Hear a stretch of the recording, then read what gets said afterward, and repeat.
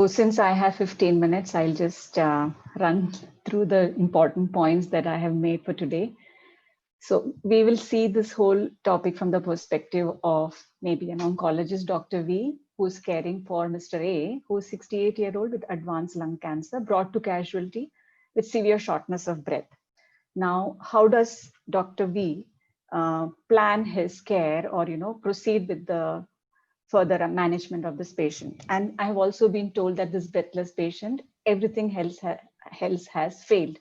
So I'm assuming that there is already an established intractability, which is related to the disease management, or any intervention that can relieve it, or any medical pharmacological management of non-cancer contributors.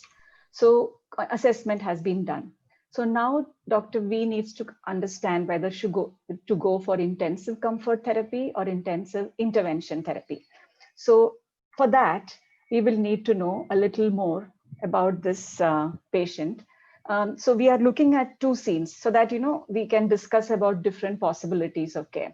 So in one case, the patient has extensive infiltration, a massive effusion, repeated recurrent infusion, and has hypoxia, hypercapnia, etc.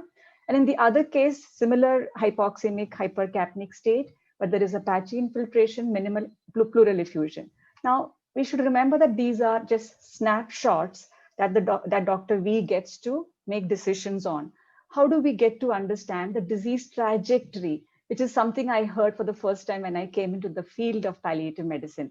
That is, there is the story to the patient's disease, and if we can place the patient along the disease trajectory, then we are able to think better. So the earlier session discussed about local parts and making decisions based on whatever you find locally. But when we have reaching a stage of intractability, we may need to go just step back a little and see the whole picture. For that, we require disease trajectory. And for that, we require to know the status of comorbidities, performance status, general conditions, how the patient has responded, and what have been the impact of the treatment that has been offered. So the clinician's prediction of survival comes into the picture. Now, there are some clues available, scientifically approved suggestions, which is published in the NHS gold standard framework, where for the lungs, it is severe disease, where FEV1 is less than 30%. There are other standards where there have been repeated admissions, full-time, long-term oxygen therapy, patient's performance is very low, poor GC, as well as not responding to antibiotics or no impact of steroids, etc. So when you look at this, we get a better idea, and we look into the picture of scene A and scene 1 and scene 2 of this Mr. A. And if we compare these two scenes, we can see that there is the difference is emerging, so that we can position this patient along the trajectory. So in scene 1, there is more restriction, whereas obstruction, which is responding to some amount of steroids, antibiotic, bronchodilators, is there in scene 2. Functional performance is very much better in scene 2, whereas it is very low in scene 1. And bedridden status and full-time home oxygen therapy, etc. in scene 1. So this allows us to place the patient on the trajectory based on biological prospects. So this is one of the things that we look into. Next, we look into the ethics of what needs to be done. So we are now, based on the science, we have placed them in the disease trajectory. Now we can also look at some more factors as to what are the benefits of an aggressive therapy versus a conservative therapy. Now in an acute illness, there is almost no gap between what benefit is achieved and what is expected by the patient and family. Now we are differentiating an effect of our therapy from benefit felt by the patient. Benefit is that which the patient makes meaning to the patient's life, that he's able to get up, walk, talk, smile, laugh, or do work, etc. Whereas effect may be an improvement in the oxygen saturation. For example, when we say this particular intervention, for example, in this patient, we say ventilation, because everything has failed, patient is breathless. Now, this intervention will improve the oxygen saturation. What the patient and family hears is that I'm going to be able to take the patient home. So we need to understand that when we are talking about the effect of our therapy, what is heard is beneficence as they understand, and there may be a huge gap. So that is what I meant by looking at the ethics of it, and also the autonomy, the financial maleficence, toxicities. How much would this matter in the long run of the patient? Are we going to be able to reverse this condition, etc.? The other factors that also come into the picture are the policies available in the institution. Has there been advanced care planning? What is the law of the land? And most important, the culture and values that the patient and family holds, and what is most important to the patient, dignity. What would he consider or she consider as dignity, whether being on ventilator would, worsen completely or, change the whole life stance of this patient. So these are few things that we may need to bring in communications, and aim of treatment always is maximum longevity and best possible quality of life, but sacrificing one for the other, we cannot possibly play a role there. We need to have the patient's informed choice. So that is why we need to have now a discussion on the goals of care. Now we are better equipped with prognostication. We have thought over the ethics a little more based on our understanding of the science, because very often patients depend on weak paternalism. We cannot give them a menu of options and ask them to choose. So here communications comes into the picture. Now in the scene 2, we can go ahead with a time limited trial, convey the patient status realistically. This is what I mean is, when we come out of the ICU and tell the relatives everything is fine, they feel actually patient is improving. We need to say that patient is on a machine. This much,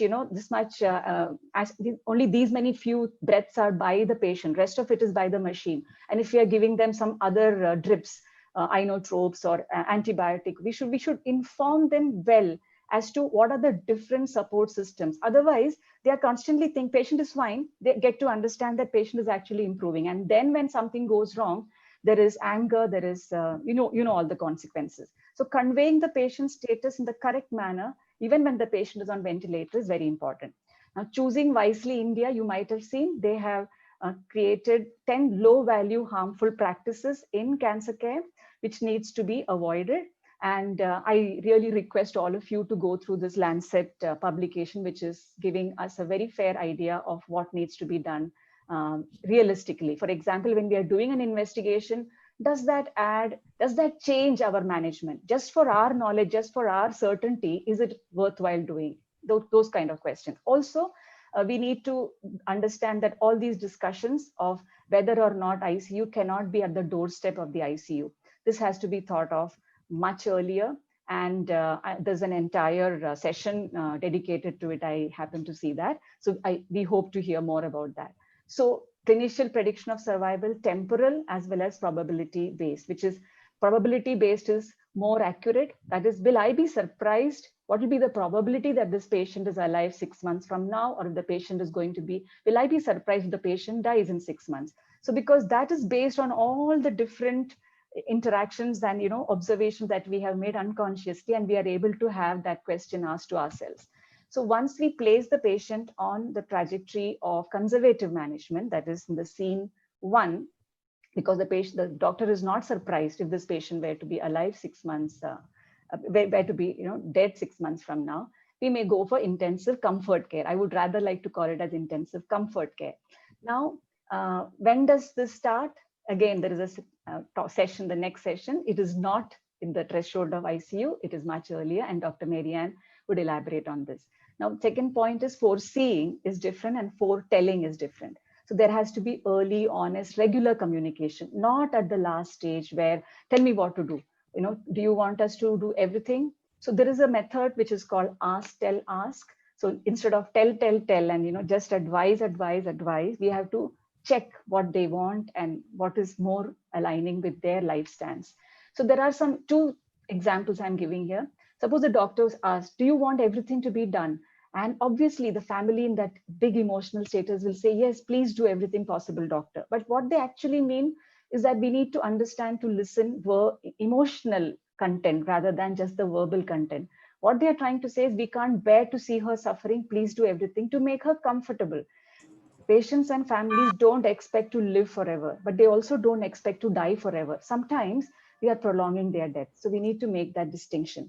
Another common thing is, in our experience, when we say, only 5% improve with this intervention. So still, do you want to go ahead with it? And the family will say, please go ahead. My mother is a fighter.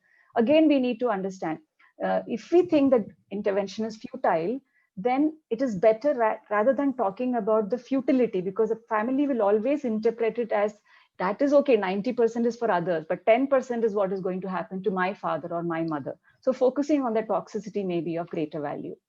Now, another thing is the meaning and the suffering. So these defy definition. So calm, coordinated, and good quality care without being perturbed or, a lot of noise in the whole environment is really, really important when we come to managing the breathlessness. So there are several publications. So I am just showing that there is a lot of science behind what we are talking.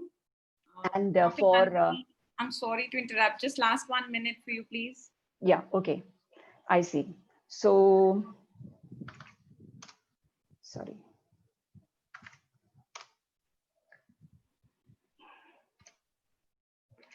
So these are the management protocols, different pharmacological, mainly it is a low dose morphine therapy, which is 10 to 30 milligrams per day, not more.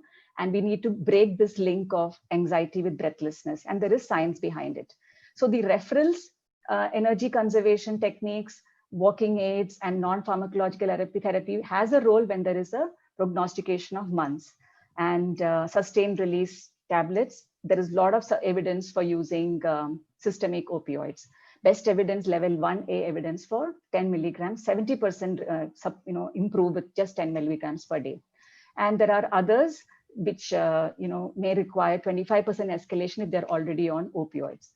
Now, when we, 1 minute, I'll just move on to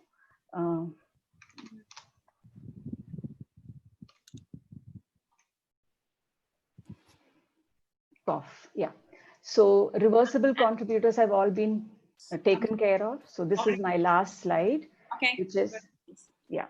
So this is different, stepwise improvement on cough, initially opioids. Then there is peripheral antitussives, which can be used.